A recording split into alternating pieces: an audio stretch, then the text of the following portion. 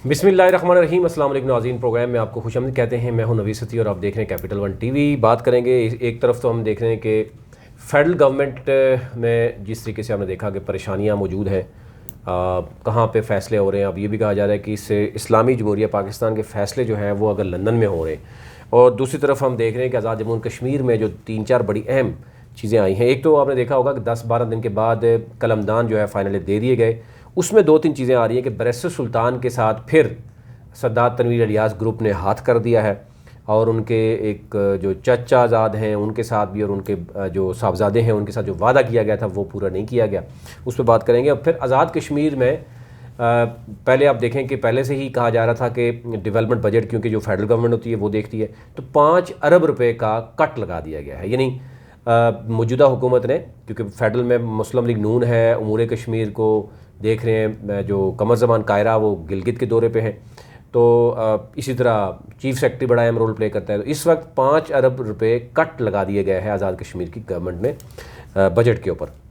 अब उसमें ये कहा जा रहा है कि इस कट की वजह से बहुत सा मामला जो है वो गड़बड़ हो जाएगा, और वफाकी हुकूमत के इस इकदाम से रियासत की तामीर और तरक्की जो है वो मुतासर होगी। और वज़ीर मनसूबबंदी जो है उनसे रिक्वेस्ट की गई थी कि ये काम ना करें, लेकिन अब ये कहा जा रहा है कि इस तरीके से काम ख़राब हो जाएगा। फिर इसके साथ साथ हमने देखा 500 अरब का एक मामला चल रहा था। वो न्याजी साहब भी बात किया करते थे, सरदार अब्दुल क़य्यूम न्याजी, और फिर उसके बाद सद्दात तनवीर इलियास ने कहीं भी आपने देखा होगा 500 अरब की बात नहीं की। अब अपोजिशन ये कह रही है कि ये इनको हम इस तरीके से जो है ना वो भागने नहीं देंगे। पहले 8-9 माह इन्होंने अवाम को जो है वो बेवकूफ़ बनाया, इलेक्शन से पहले भी बेवकूफ़ बनाया। अब वो 500 अरब कहाँ गया, बाकी मामला कहाँ गए, और नया वज़ीर आज़म जो है वो नाम लेने तक तैयार नहीं है। और 500 यानी 5 अरब रुपए मज़ीद कट लगा दिया गया। तो इसी से आप अंदाज़ा कर सकते हैं जो पहले से बजट मौजूद है उस पर भी 5 अरब कर लग गया। अच्छा, उसके बाद अहम मुलाकातें जो हैं वो हुई हैं। एक तो शाह महमूद के साथ सरदार अतीक की मुलाकात हुई है। इसके साथ सरदार तनवीर इलियास भी अब कोशिश कर रहे हैं कि मुख्तलिफ मुलाकातें करें, लेकिन अजीब व गरीब सिलसिला चल पड़ा है। आप जानते ही हैं कि उधर सरदार तनवीर इलियास की हुकूमत तो ज़रूर है आज़ाद कश्मीर में, लेकिन फेडरल में उनके जो उमूरे कश्मीर को देख रहे हैं वो जो कमर ज़मान कायरा हैं, फिर वज़ीर आज़म जो है वो शहबाज शरीफ हैं, तो काबीना समेत बाकी मामला जो है वो कोई और देख रहा है। तो यूँ जो है वो सरदार तनवीर इलियास सिर्फ अली मिन गंडापुर से ही मुलाकातें करते हैं और वापस फिर चले जाते हैं। और ये अपोजिशन ये कह रही है कि बजट में क्योंकि हमने इनको एक्सपोज करना है, और उसके बाद हम एक सरप्राइज़ देंगे। एनी हो, देखना ये होगा। दूसरी तरफ बैरिस्टर सुल्तान, जो ये कहा जा रहा था कि एक मायदा भी हुआ है कि बैरिस्टर सुल्तान के साहबजादे को एज़ इट इज़, जैसे कि सीनियर वज़ीर के यानी वो थे ओहदे, तमाम कलमदान थे सरदार तनवीर इलियास के, एज़ इट इज़ उनको मिलेगा।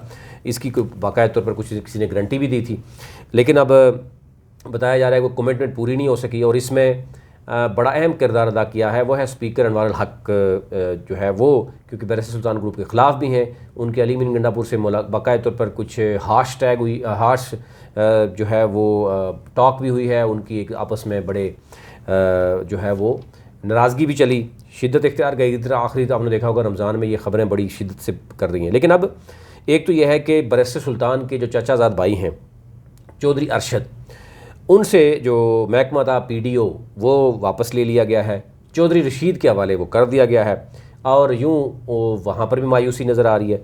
दूसरा यह है कि जो यासर सुल्तान हैं उनको सीनियर वज़ीर बनाए जाने की बात की गई थी, और एज़ इट इज़ कलमदान सारे मिलने थे, उन को भी कमिटमेंट पूरी नहीं की गई, और उनसे भी आपने देखा होगा वजारतें लेकर एक वजारत उनको दे दी गई है। और इस पर भी कहा जा रहा है कि बैरिस्टर सुल्तान जो है वो खामोश नहीं है, उन्होंने किसी को शिकायत भी की है इस हवाले से।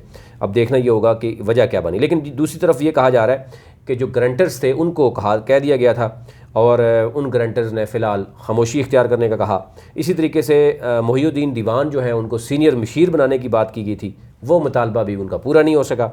तो यूँ आप देखें कि आज़ाद कश्मीर में 15वीं तरमीम से पहले ये पॉसिबल ही नहीं था कि, क्योंकि पहले ही वजारतें तकसीम हो चुकी थी, वही वजारतें आगे पीछे जानी थी, तो इसके लिए जो है वो एक इशू चलता रहा। लेकिन आप देखेंगे, कहा जा रहा है कि देखना ये होगा कि अब पीपल्स पार्टी या नून लीग, क्योंकि इस वक्त बड़ी आपको पता है कि बड़ी अहम मुलाकातें चल रही हैं चौधरी यासीन जो हैं वो बिलावल भुट्टो से उन्होंने मुलाकात की और बिलावल भुट्टो को उन्होंने जनाब गुलदस्ता भी पेश किया और वज़ीर ख़ारजा बनने पर मुबारकबाद दी। यूँ एक मुलाकातों का सिलसिला तो हमें देखने में नज़र आया आज़ाद कश्मीर और गिलगित बल्तिस्तान से फेडरल की तरफ हो रहा है ईद के बाद। अब ये कहा जा रहा है कि बजट को देखा जा रहा है, क्योंकि बजट में बड़ी आसानी के साथ जो MLAs होते हैं वो गिलगित या कश्मीर, उनके लिए उनको अपनी तरफ खींचना बड़ा आसान हो जाता है फेडरल गवर्नमेंट के लिए, कि फेडरल गवर्नमेंट सीधी सीधी यानी कह देती है कि जनाब बजट में डेवलपमेंट नहीं है, या जैसे कश्मीर के बजट में अगर 5 अरब छोटी चीज़ नहीं है वो कट लगा दिया गया है और आने वाले दिनों में मज़ीद भी कुछ चीज़ें हो सकती, क्योंकि सेंसिटिव एरियाज़ हैं, बहुत ज़्यादा काम ख़राब नहीं कर सकते लेकिन रोका जा सकता, रुकावट बन सकते हैं। तो रुकावटें तो अभी से ही शुरू हो रही हैं। अब देखना ये होगा कि बैरिस्टर सुल्तान और सदात इलियास के दरमियान जो एक फूट डाली गई है वो अब देखना ये होगा कि चौधरी अरशद जो है वो या यासिर सुल्तान के मामले में बैरिस्टर सुल्तान ने जो ग्रंटर्स को कहा है वो इस पर क्या रद्द-ए-अमल देते हैं, और क्या कहीं पीपल्स पार्टी के साथ बैरिस्टर सुल्तान मिलकर कोई सरप्राइज़ तो नहीं दे देंगे। ये भी कहा जा रहा है कि आने वाले दिनों में बहुत ही अहम हिकमत-ए-अमली हो रही है। अभी भी गेम ऑन है, वो गिलगित हो या कश्मीर हो या फेडरल हो, क्योंकि आने वाले दिनों में पंजाब गवर्नमेंट के हवाले से जो आपको पता है वो भी फ़ैसला आना है, तो कोई पता नहीं क्या फ़ैसला आएगा। दोबारा से एक कहा जा रहा है कि चीज़ें चल रही हैं और यहाँ तक मामला पहुँच गया है कि अब मुस्लिम लीग नून समझती है कि उनके लिए मज़ीद अगर ये गवर्नमेंट चलाएंगे तो उनको मज़ीद नुकसान होंगे। तो early election is the best solution होगा शायद तमाम पार्टीज़ के लिए।